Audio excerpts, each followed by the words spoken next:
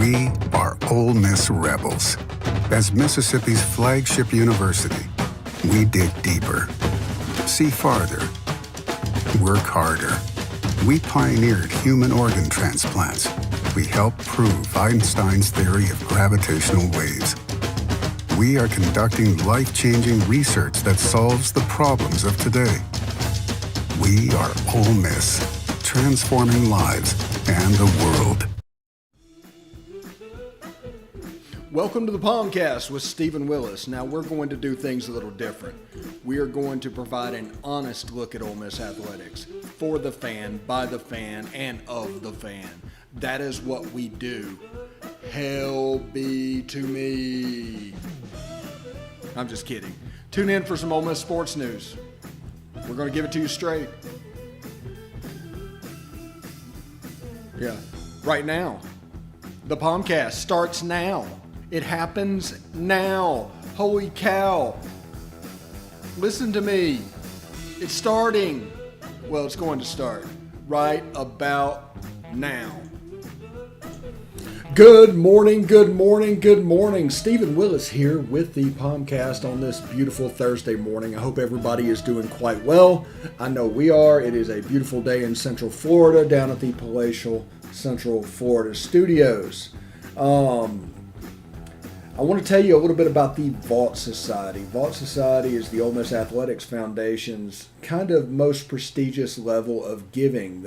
Basically, it's a big push right now for Vault Society support, which is a 5-year commitment of support, and the membership starts at $5,000 a year. My Simpson County math tells me that is a minimum of $25,000 donated. But you can obviously take that, put that on your fandom resume, and show that off to all your friends. Now, all the gifts to Ole Miss between now and June 30th will receive triple points. Red points are non-deductible and go towards priority seating. Blue points are 90% tax deductible and go towards parking and non-home ticketed games. That'd be bowl games, postseason, neutral site, etc. If you have any questions about it, you can consult the website. It is at give2athletics.com. Again, that is give2athletics.com. That is the Vault Society. Again, my name is Stephen Willis. This is the POMcast. We're having a good time today. This is probably going to be a relatively short show today. We have the baseball preview coming out at about lunchtime today. That's already in the can. That's already loaded. So you can stick around and see that. And we're going to talk a little bit today about where the Ole Miss offense is going, what this means, and everything that is going on. Now, you can check on everything with the offense and why it's happening, but until you understand why it's happening, everything looks like it has some kind of ulterior motive, but it doesn't necessarily do that. In the second segment of the show, we're going to do a baseball preview. So it's like 5 minutes of the 25 minutes video. We'll release that on this show as well. So I'm pretty fired up about that. Let's see what else. Okay, if you want to watch us, which you are, or you might be listening to us, you can catch us on Twitter at the Stephen Willis and at the Rebel Walk. Catch us up on, let's see, what's the word I'm looking for? Oh, Facebook, at facebook.com/POMcast. Hit us up on YouTube at youtube.com, at Positively Ole Miss. Hit the bell for notifications. You'll be able to tell not just that we're streaming, what we're streaming. You can determine if it's your interest or not. And we're on Twitch at Positively Ole Miss, all one word. We also have a catch-all for Ole Miss videos and non-Ole Miss videos. Eventually that's going to be Disney and things like that. That's at Willis Digital Media on YouTube, Willis Digital Media on YouTube, and Twitch at Willis Digital Media, all one word. So that is our catch-all for that. If you're more of a podcast listener, thank you very much. There's other avenues for you if you want it. You can catch us on Apple Podcasts, Google Podcasts, Stitcher, SoundCloud, Spotify, iHeartRadio, TuneIn Radio, and Pandora. We're also on several smaller podcatchers, but it'd take all day to name them if they named them. So listen to the show, watch the show, however you want to take it. We are where you are. Thank you very much for joining us. Now, today's kind of a special day because, this being finals week, there hasn't been a lot going on. Yeah, I mean, Friday night, Ole Miss plays South Carolina in baseball, and Ole Miss plays Southern California in the NCAA tournament in soccer. I think that is a 6 o'clock start from Wilmington, North Carolina. You can watch the Rebs take on the Trojans from Southern California. And then just flip on over to the Ole Miss versus South Carolina game, watch the baseball game. Talking to Chad Smith today, their lineup's going to be an issue with the way that we do fastballs and the way that they hit home runs. There's a chance of balls leaving the yard quite rapidly. They have 2 players with double-digit home runs. I think they have 1 guy with 15. So something to keep an eye on. We hit that on the preview. I'm not going to go into it too far here just because, preview's there. It's 25 minutes of college baseball. The other thing we're going to talk about is the Ole Miss offense. Now, we've done Boot Camp the Offense where we followed them from the very beginning. It was the very first thing we did on this channel back basically a year ago, looking at Lane Kiffin's offense. So we've studied it. We broke it down. We noticed little differences in staff members. Now, what you need to realize is the tempo aspect of this offense is the Baylor spread. So whenever he takes a new job, he tries to bring in Baylor-type coaches to install it. It's seamless. It's the way things need to be done. You can look at it and understand the routine of catch a pass, get tackled, where's the ball go, things like that, and it becomes second nature. Well, after the initial part of that first year, there's a tendency for Lane Kiffin to move on to his guys, more recruiters, more. It's not going to change the system because even without them, they're going to run the Baylor system. There's no doubt, and he's going to find somebody that can call plays, or he'll call him himself. But it was easier to come to Ole Miss with Joe John Finley and Randy Clements and Jeff Lebby and install the tempo aspect of this team. Notice they didn't bring any Baylor guys on the defensive side of the ball. It's just on the offensive side. It was about building tempo. And once that gets second nature to where upperclassmen can teach underclassmen, and the way it needs to be done becomes a little bit simple and there's not as much of an install, then the recruiters start showing up. And recruiting is going to be a major part of this team. Recruiting is going to be a dynamic part of this team, and it is going to be a goal for Lane Kiffin to get these recruiting classes in the 5 to 15 range. That's his goal. Now, I'm not saying it can happen one way or another, but that is his goal. He wants to recruit at a very high level at Ole Miss, and he has the ability to do that. And you can see them over the last year on social media branding the program as fun. Everything they're doing is about recruiting. The spring game, opening up the stadium where general admission can come in and see it. It's all about recruiting. They can't visit yet. There's still a moratorium until June 1st, but this way you can get people on your campus, and that is what we need to realize. That is, it's all about recruiting. It's all about the next step, and he's recruiting at a fairly high level at the moment. I mean, he does things a little bit differently, and that is great. So do we.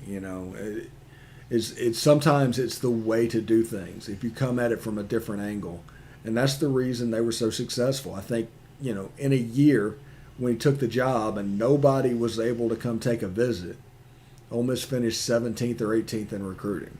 Now, I'm going to be the first person to tell you that recruiting rankings do not matter. They just don't. They're just an opinion of an opinion. Just people come up with it's like coming up with a poll and then doing a content item based on that poll.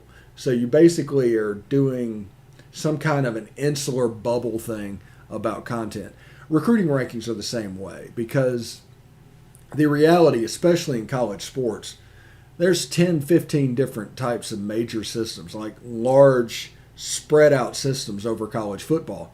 Well, that would be 10 to 15 different rankings. The players would fall at different levels in those rankings. But they don't do that because it's easier to sell if it's simplified, just one. So everything is combine centric. There's more of an opportunity for bust. This is the reason there's so few of their predictions go in the NFL draft tonight. You're going to see two stars and 3 stars and people that fell between the cracks, and it's because of system. It's because there's not enough people to cover everybody, and it's because they can't afford to do it correctly. That is the reason for that. Well, Lane Kiffin has a relatively unique system. He does. When it comes to his offense, they do a lot of stuff that the pros do, but you add the tempo and the zone and the duo and the pass game, the jet sweeps, and all the things that he does, it's a little bit different. And through these substitutions and everything that they have built on this Baylor system and bringing them in, now once the substitution patterns and everything works to where you can do things relatively quickly. Like the Alabama game, there was a 3rd down, then it switched to a go for it on 4th down. The formation completely changed. Snoop Connor had like a 25-yard run, and that's just the result of the tempo and the operation of this offense. And this is an important piece of this offense. Now, Lane Kiffin still likes a lot of the stuff he used to do whenever he was at Southern Cal the first time with Pete Carroll under Norm Chow. That's where his tree lies, and a lot of their plays are going to feature that. The running game is going to be the old Denver Broncos TD zone blocking scheme. The pass game is going to be relatively quick, utilizing the tight end, utilizing the slot receiver. The outside receivers are going to be there for double moves and blocking. They're going to be bigger guys. There's a set standard for what recruiting should look like. So just because somebody says, hey, this player, wide receiver X, is a player that we need to see, and he's 6 foot 165, he doesn't fit what we do on the outside. And if he's not a slot receiver and have those type of elite ball skills and plays, it's going to be a net negative. People need to understand that. And most of this offense in the pass game is going to go through the slot receiver and the tight end over the middle of the field.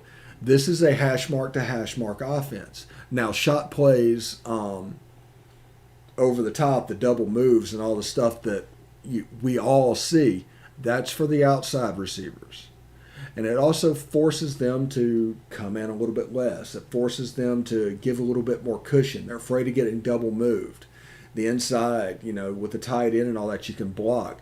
And every pass play has a run tag, and every run play has a pass tag. And the defense can never be right with this offense, especially whenever you put the tempo aspect involved and the tag aspect. So we're going with a little Frankenstein's monster of an offense that started way back when as a living creature, as a combination of the Baylor offense, the air raid, and Lane Kiffin, Norm Chow stuff, who threw it all over the yard with Matt Leinart and Carson Palmer and all those guys. So you can see, and the Art Briles stuff is a combination of him being in high school and running the wishbone, what he used to do, and the Mike Leach air raid. That is the combination of those two systems that eventually added the tempo that Lane Kiffin saw and added the Norm Chow stuff to. It's a big Frankenstein's monster of an offense, but it's a very specific offense. Now, you can't just go with it. You can't just do this. You can't bring it in. There's a certain way that needs to be done, and part of that was the operation, the substitutions, and the tempo that they play with. That is the most important thing about this offense is the tempo, because the plays are relatively simple. I mean, but it makes them more effective whenever you add that, and then you bring the pass and the run tags, bring those in, along with a very simple offense, and you have the Lane Kiffin system. And moving forward, I think this is going to expand, and I think they're going to concentrate more on recruiting, because now we've gotten to a situation. It's like whenever you get a dog, and if you don't have one, it's difficult to housebreak the dog. You know, it's kind of hard. But if you have another dog that's already housebroken, it's fairly easy to train that new dog how to be housebroken as well. So just understand that and what's going on. The Randy Clements thing is a lot about that. With recruiting opening up June 1st, this was probably gnawing on his mind, and it probably wasn't at a level that he was very happy recruiting. That's what all this is about. But, you know, don't invent drama, basically. Don't invent drama when there doesn't seem to be any. And also here in a couple of weeks, Chance Campbell and Tywan Malone and all those guys are going to be showing up on campus. So I'm excited about that. All right, we're going to take a short break. When we come back, we are going to talk a little bit about the South Carolina game. We have a preview of the preview. And then we're going to get out of here, and I'll give you a couple minutes back. So until then, stick around.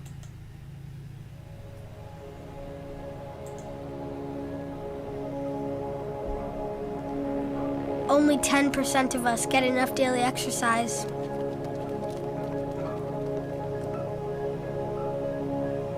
And that number is dropping.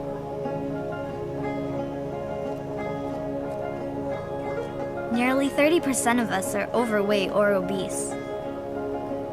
We spend 6 hours a day in front of a screen.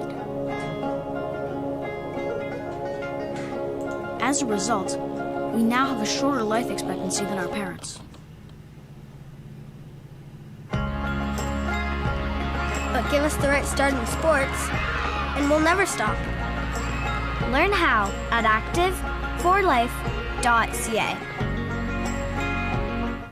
Hey, this is Stephen Willis from Positively Ole Miss. We're almost done with this break. We'll be back with good information quite soon. The military has been in every generation of my family, and so has VA. It wasn't easy for my dad after Vietnam, but VA helped him and my mom get the home they'd always wanted. My grandpa's been coming to VA since World War II. They even helped him lay to rest one of his battle buddies from Normandy. And me, I followed in their footsteps and served with pride. And now that I'm out of the military, the GI Bill's helping me with school. Every generation of my family has served, and VA has served us all.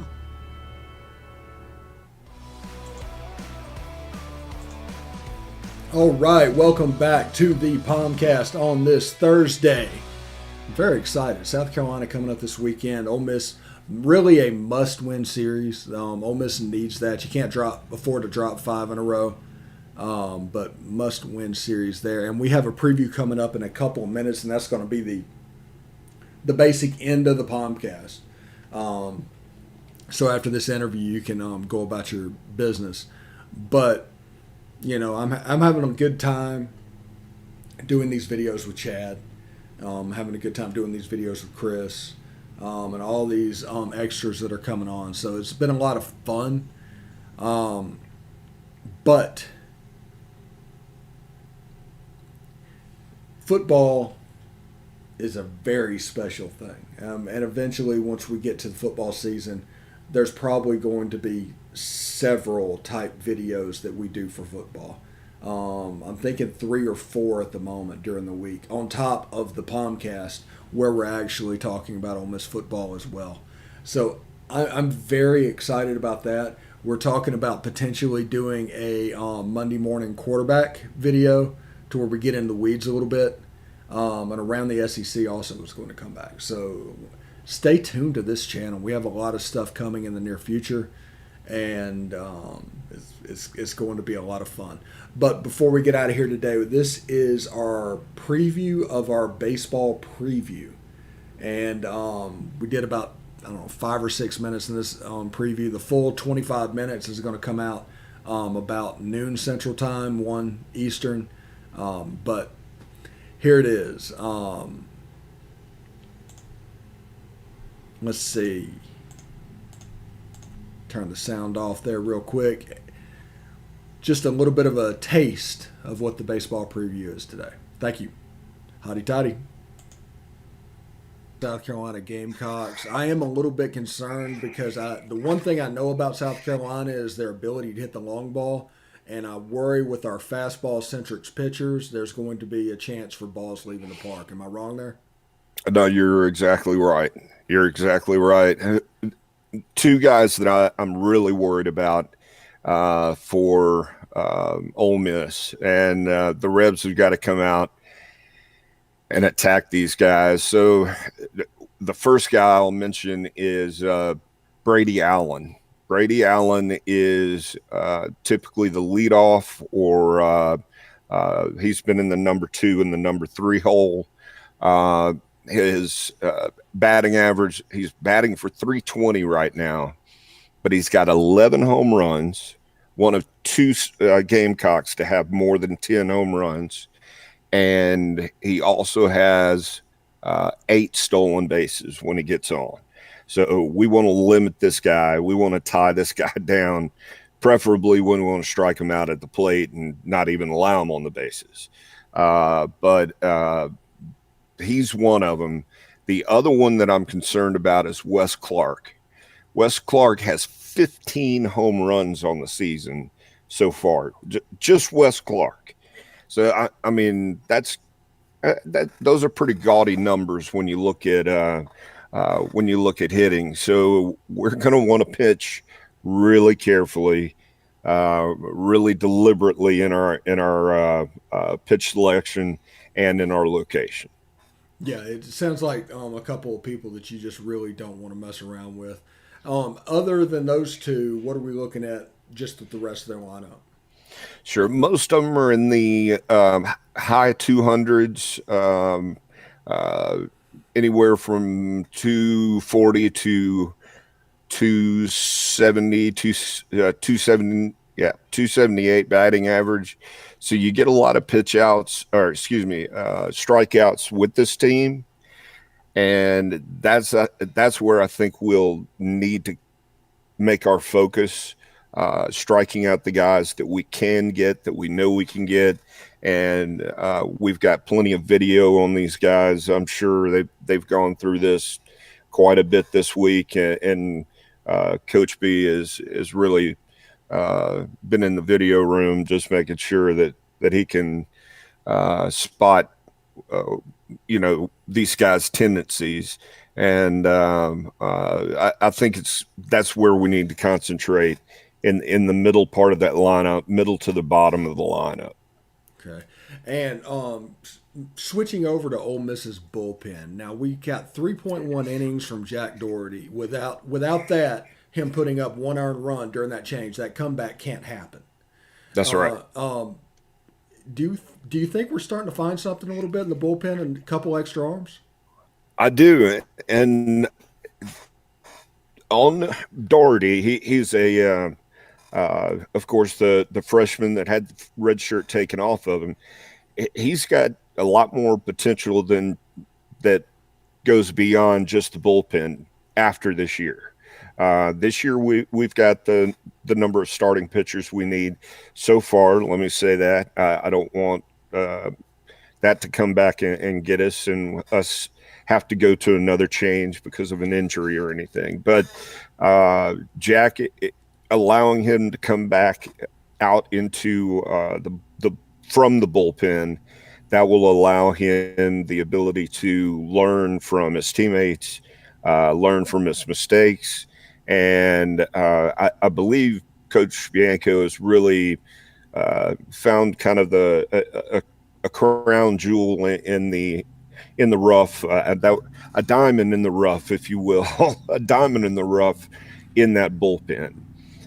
So by doing that, he's also made this other change by moving Diamond into the bullpen. which, if you remember on the times that he's come in, he started in Gunner's place on Friday night and actually did a very good job while he was he was starting in the place for our Friday night ace. I think he should be commended for what he did. He pitched very well. What's letting us down right now is our and I'm not trying to call anybody out or anything like that, but the middle part of our lineup is where we need to have it shored up. If Gunner's good to go this weekend, Friday, and then Nikhazy starts and McDaniel starts, and they can have decent outings, I would say 6 innings from the first 2 guys to 4 innings from McDaniel. Let him grow, keep continuing to progress. Then you can bring in Jack Doherty. You can bring in Derek Diamond to eat up some of those middle innings and pitch around them, make them more of a surprise, and use those plus fastballs and plus pitches where we need to. Then you get to our closer. Poor Taylor Broadway. I hate to say anything bad about him. I mean, he went out there and performed a gutsy performance, and hats off to him. And I think he's going to be relied on to do more of that this year. But if you went up to him and interviewed him right now, he'd probably be saying, "You know what? I want the ball in my hands at any time. Give it to me." So we're going to get past that.